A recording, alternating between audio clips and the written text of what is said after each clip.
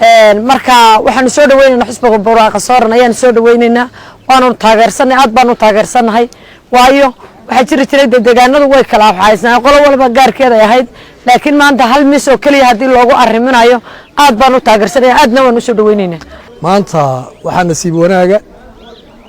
oo aan aad ugu faraxsanahay oo qiimo weyn noo leh inaan ka mid noqono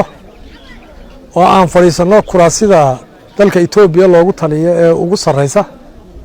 inaan ka mid noqono aad iyo aad baan u soo dhaweynaynaa waa chance aad iyo aad u qiimo badan oo Ilaahayna gaarsiiyay inaan ka mid noqono kursiga ugu sareeya ee looga taliyo dalka Itoobiya annaga oo aan isbedeladii hore ee maamuladii hore ila boqortooyadii tii dhergiga tii IBRDF-ta aanan mar qura nasiib u helin oo aanan ka mid noqonin maamulada ugu sareeya ama kuraasida ugu sareysa ee dalka looga taliyo marnaba aanan ka mid noqonin waa aad baanu maanta u soo dhaweynaynaa inaanu kuraasida ugu sareysa ee dalka Itoobiya looga taliyo aanu ku fadhiisano anagoo haweysanayna inaanu waliba ra'iisul wasaare mustaqbalka aanu ka noqono hadaanu nahay deegaanka Soomaalida waliba hadaanu nahay degmada Gaashaamo si gaar ah baan u soo dhaweynaynaa si gaar ah baan chance-kaas aanu doonaynaa inaan uga faa'iideysano waxaan u aragnaa xisbigaas maadaama uu yahay xisbiga dalka Itoobiya oo dhan looga taliyo ee anaguna aanu talidiisa wax ku leenahay kuraasida ugu sareysa ee xisbiga aanu ka mid nahay aad iyo aad baanu maanta u soo dhaweynaynaa inaan ka mid noqono xisbiga barwaaqa sooranka oo xisbi loo siman yahay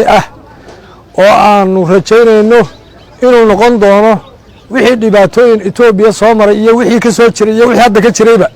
inuu baabi'in doono oo ka saari doono dawladda Itoobiya aan rajaynayno aad iyo aad baan u soo dhaweynaynaa waxaan u aragnaa magaranaysaa guul loo soo hoyatay magaranaysaa deegaan ahaan gobol ahaan jarar ahaan Soomaali ahaanba inaan kursiga miiska wax lagu qaybsanayay amba wax wada qaybsiga inaan magaranaysaa maanta ku fadhino waa guul loo soo hoyatay waan leenahay waan hambalyeynaa waan soo dhaweynaynaa maadaama aanu hayn dad magaranaysaa xoolo dhaqataa oo magaranaysaa aan maanta kursiga iyo miiska wax lagu wada qaybsanayay dalka oo dhan ama deegaanka oo dhan magaranaysaa waan soo dhaweynaynaa waxay ahaday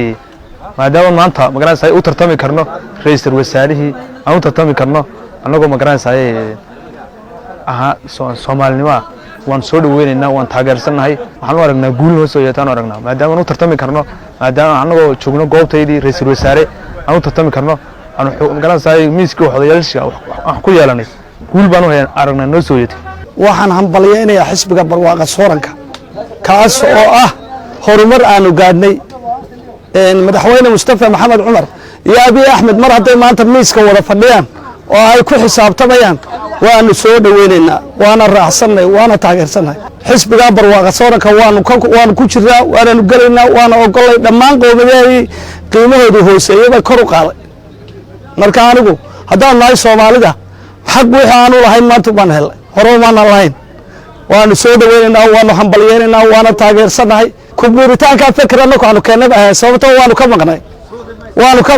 wixii aanu ka maqnay inaanu xaquuqdeeda kula soo baxay waxaanu nahay inaanu anagu keenay kowdhi oo kaasu kaana madaxweynaha ku amaanayna uu yahay dhammaan qowmiyadihii meesha ka maqnaana waxa ay go'an oo ay ka maqnaayeen dawladaha wixii aan afarta oday ahayn ee hore ugu jiray marka anagu waxaan leenahay taas waa xuquuq aanu la soo baxno waliba anagu aan ku dagaalgalay